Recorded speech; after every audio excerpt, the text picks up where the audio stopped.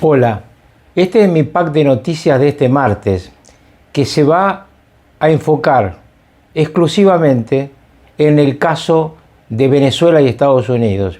Es tanta la cantidad de información que para hacer un pack realmente serio y responsable, al que ustedes pueden luego ampliar en otros medios, tengo que sintetizar en esta oportunidad con lo que está ocurriendo y lo que va a seguir ocurriendo. En primer lugar, Nicolás Maduro y su mujer se declararon no culpables.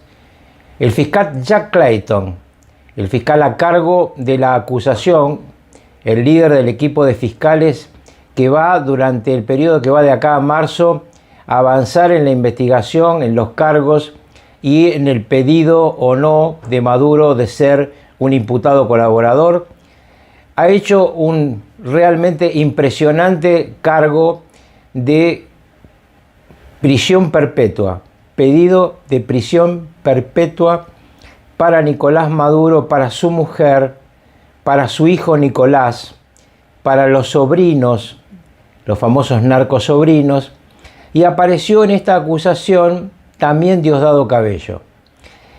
Como ya he dicho en muchas oportunidades, en Estados Unidos los juicios en ausencia no se pueden hacer. En consecuencia, la acusación sobre Diosdado Cabello, sobre el hijo de Maduro, el famoso Nicolásito, o de los narcosobrinos, dependerá cuando sean aprendidos los mismos. Sí va a avanzar en el caso de los dos encartados hasta este momento. ¿Qué ocurrió para que Nicolás Maduro terminara en prisión? En primer lugar, su inmensa torpeza de creer que podía resistir un ataque norteamericano y su infantil creencia que iba a haber una invasión, es decir, que iban a llegar miles de soldados norteamericanos a Venezuela y se iba a convertir Venezuela en un Vietnam donde él se sentía un Ho Chi Minh. Realmente nada de eso iba a ocurrir, lo hemos adelantado en este medio desde hace muchos meses. Lo que iba a ocurrir es lo que ocurrió, una estructura típica de alta cirugía con ataques pensados para lugares estratégicos y que comenzó en la noche del día viernes. Es muy importante decirle a todos los televidentes que lo que hicieron las Fuerzas Armadas norteamericanas no es detener a un presidente. Nicolás Maduro no lo es. El presidente de Venezuela es Edmundo González Urrutia. Lo que detuvieron es a un señor buscado por un gran jurado de New York que ahora comparece ante el juez Ellerstein, que es el mismo juez, tiene 92 años, muy prestigioso. Es el mismo juez que está a cargo del caso de El Pollo Carvajal, otro personaje sobre el que iremos volviendo en el futuro porque en el mes de febrero se va a hacer conocer la sentencia sobre este hombre. ¿Qué pasó en esa madrugada del sábado? Pasó que en la noche anterior el jefe de la CIA, que estaba reunido con el presidente Trump, recibió el informe de uno de sus colaboradores que estaba infiltrado en la guardia personal de Maduro sobre dónde iba a dormir esa noche. Esa casa, al igual que otras dos que usaba el dictador, habían sido ya motivos de una práctica constante de 3 grupos del Delta, de esta organización militar especializada en este tipo de temas. Cada uno de esos grupos se dedicó a una casa distinta. Cuando supieron en la noche del viernes dónde iba a dormir Maduro, entonces había que ver 2 componentes más. ¿Cuál era la situación climatológica? Debía ser un día, una noche, sin viento y de luna llena, y ahora voy a explicar por qué. Esas condiciones se daban, entonces en la madrugada empezó la operación que realizaron 12 aeronaves de la estructura de helicópteros llamada acosadores, que son realmente muy especializados en vuelos a baja altura para descargar desde ellos, por las sogas que hemos visto en muchas películas, a los del Grupo Delta. Esos 12 helicópteros fueron encubiertos por 2 operaciones. Estados Unidos cortó la luz de Caracas y al mismo tiempo empezó a bombardear diversos lugares del país, entre ellos Fuerte Tiuna, donde estaba ubicada la residencia en la que iba a dormir el dictador.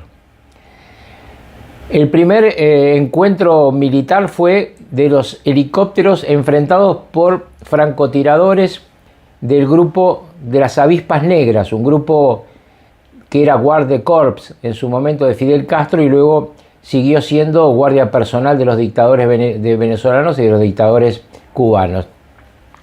Las Avispas Negras estaban protegidas atrás de paredes y lugares que tenían metal, pero las balas de las ametralladoras de los helicópteros los perforaron con facilidad y murieron los 32 que estaban a cargo de ese primer cordón de seguridad. Ya lo anunció el presidente de Cuba. Luego los Delta entraron al lugar donde estaba Maduro y su mujer.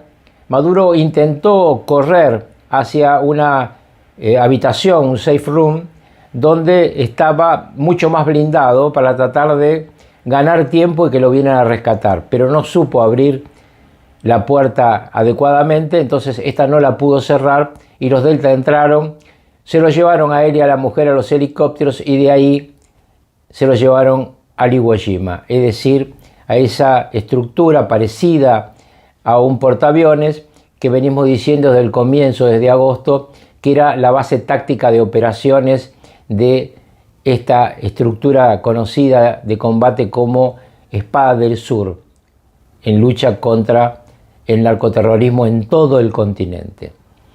Desde allí, la llevada a Nueva York, la entrega a la justicia, previamente al FBI y a la DEA, es decir, pasó del ejército a la estructura civil de seguridad federal de los Estados Unidos y ahora está a cargo del servicio de cárceles de los Estados Unidos dependiendo del juez de la causa. ¿Qué va a pasar de aquí en más con Maduro? Bueno, va a ser un proceso largo que va a llevar años y también otra respuesta que hay que dar a una pregunta que muchos venezolanos me hacen en la calle y que la quiero contestar hoy aquí.